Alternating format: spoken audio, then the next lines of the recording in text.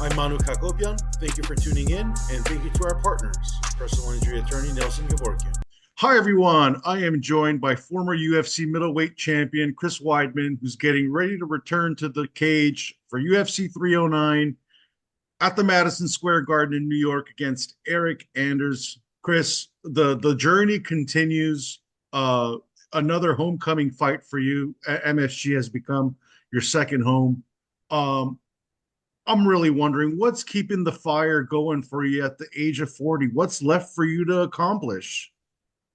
Yeah, I mean, I'm super proud of everything I accomplished in the sport, but I still feel like I'm not done yet. I think probably retrospectively, all the injuries I've had, 30 surgeries, and then especially this last leg break, probably the worst in the history of the sport. You know, the only one with a compound fracture.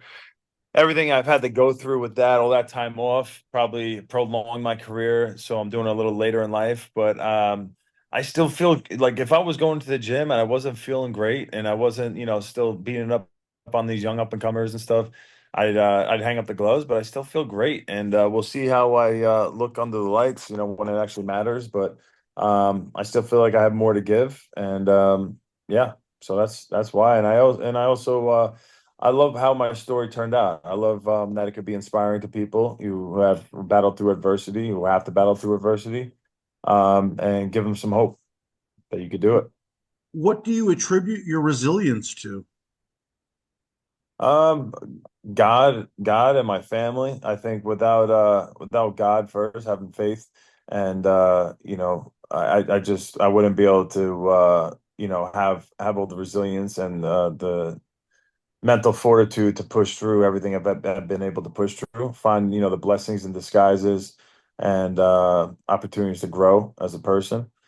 And then my family just being super supportive and just knowing I have so much love regardless of anything. And yeah. You mentioned 30 surgeries. That is quite the number. If I were to put you on the spot, would you be able to list every one of them? Is that like, do you remember each one uh I could like it I was could do I could yesterday? I could do like the majority of them. My wife has because we're talking. I started surgeries in high school, sophomore year, but I've had 12 knee surgeries, four leg surgeries. Um, I've had with the like the tibia and the fibula with the four. Then I had three hand surgeries. I've had two neck surgeries, three shoulder surgeries. Oh no, two shoulder surgeries, three elbow surgeries, no surgery, eye surgery, no surgery twice.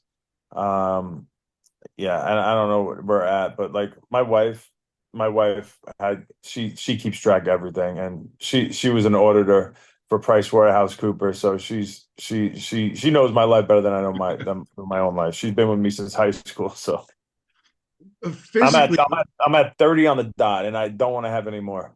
yeah, let's keep it that way. 30 it is. But overall, your body, do you feel the wear and tear of all the physical trauma you've been through? I mean, my legs, 100%. There's things I can't do anymore, but I've had like osteophytes behind my knee and have had like tough issues with my knees since I was like in high school. I haven't been able to bend my knees like I'd like to since then. So I've even through college and everything, I wasn't able to do that. Yeah, so I think like hang on one second, right? I think this stuff right here, and that's really it. Um Hang on one second. My coach Jeff Jimbo's coming here helping me out, getting me some laundry, doing some laundry for me. Sorry, Absolutely. and he'll do that. Yeah, and I think that's it. Thank you. Yeah, sorry. Yeah, so I forgot where I was. No, I mean, we were just talking about all the obviously all the injuries and stuff, but let's talk about Eric Anders because at 37, he's no spring chicken either. He doesn't think he is. He's a spring chicken. 37 is young. uh, how do you plan on beating him? I think he's a big, strong, athletic guy, strong southpaw. He's been wrestling a lot in his fights too. But I just think I have a big speed advantage on the feet. I think I have levels above him when it comes to wrestling and jiu-jitsu. So just pick him apart and take him down and finish him. How did beating Bruno Silva boost your confidence? Because that was a win you needed to get back into the swing of things. How did that boost the confidence as well? It was great. I mean, the big thing was that I was able to throw kicks again. That was the first fight I threw a right leg kick and a right kick at all. In the first fight back from the injury, I thought I was going to be able to throw kicks, and Brad Tavares came at me and just started throwing crazy amount of low kicks, and I couldn't respond, and I thought I could. So like psychologically, I had an issue that I didn't think was going to be there. So going into that fight with Bruno Silva, I was really determined to like I got to be able to throw back. Otherwise, these guys are going to be taking on my legs. And I was able to do that. So that was the biggest monkey I got off my back in that fight. And I felt great. I mean, unfortunately, that fight, the eye pokes were an issue, and that kind of stole the show. But besides that, I kind of picked them apart everywhere, and I felt great. So yeah. Let's talk about going back to MSG, hometown fight for you. How many friends and family do you expect at the coming to the fight? I got a lot of friends and family are coming. Yeah, my immediate family's coming in now. But I got tons of cousins and uncles and aunts and yeah, tons of people, tons of friends. I'm gonna have a lot of support to be here for me. That's incredible. I saw on UFC Embedded you were landscaping with the Lambo in the driveway. You a big car guy? That's not my Lambo. Uh, That's yeah, no, it's my buddy's Lambo that I he was letting me use for like the weekend. He's got tons of cars, he's got tons of money. He's an awesome dude. He's like anytime you need to borrow it or want to use it with you and your wife or whatever.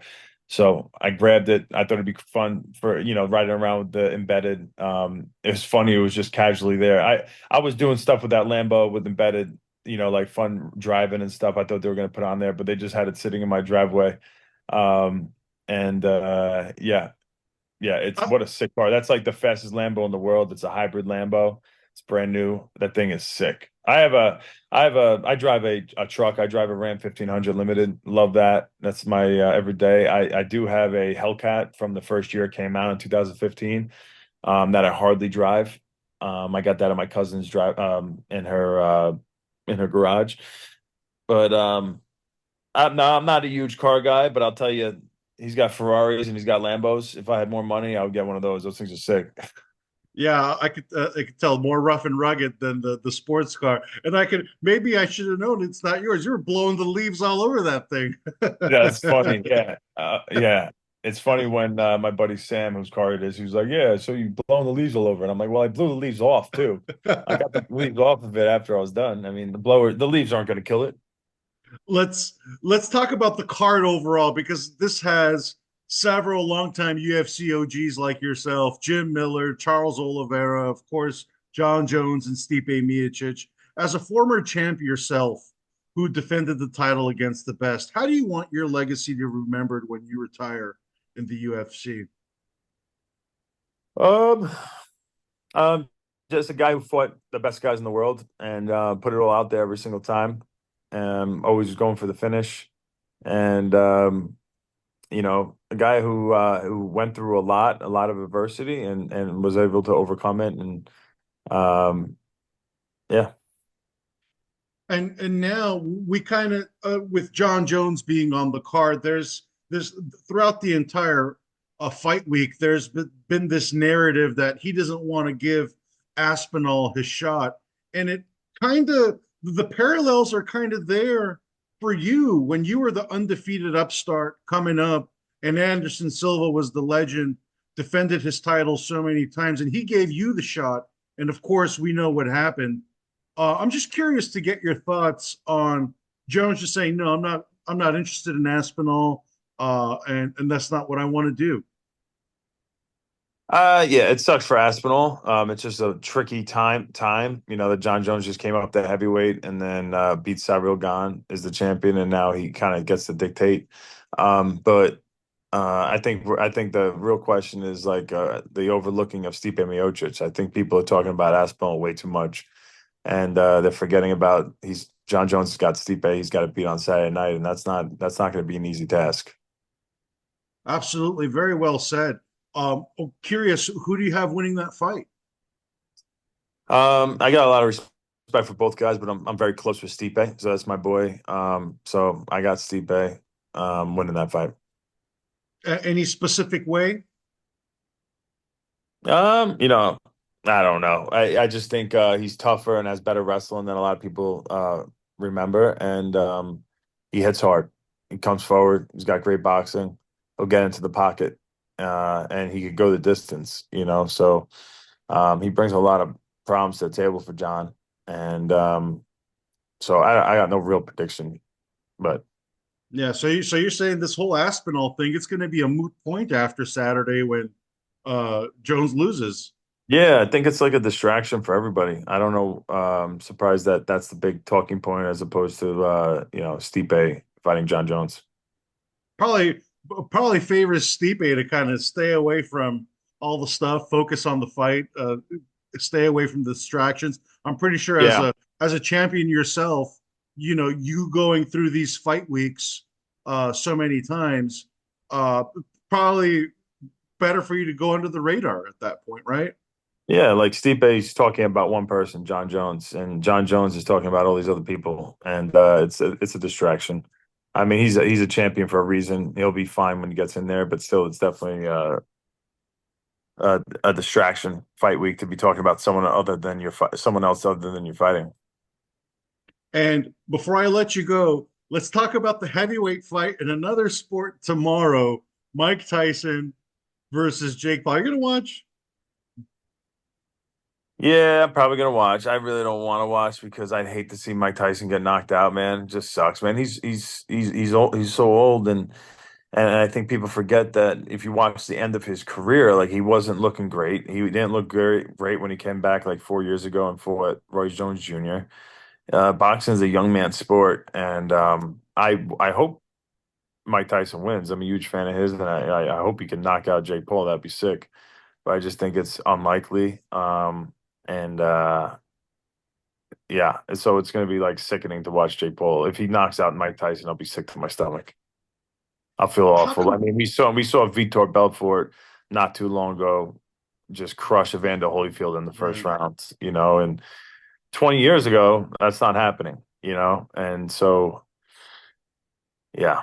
And Vitor is still like, Vitor is like 40 something, 45 or 46. I don't know how old he was. He was still old. And it just shows you how much of a difference age matters. And it's just weird, right? We're seeing these fights, and but we never see this in MMA, where it's like these older guys fighting. It's always in boxing. I feel like it's a cottage industry that probably needs to go away at this point because nobody wants to see the legends walked out there and Yeah. take a unnecessary beating or an Yeah. extra punch to the head at that age. Listen, I'd be celebrating like crazy if Mike Tyson goes in there and just crushes it. I would love that, but I just think it's unlikely.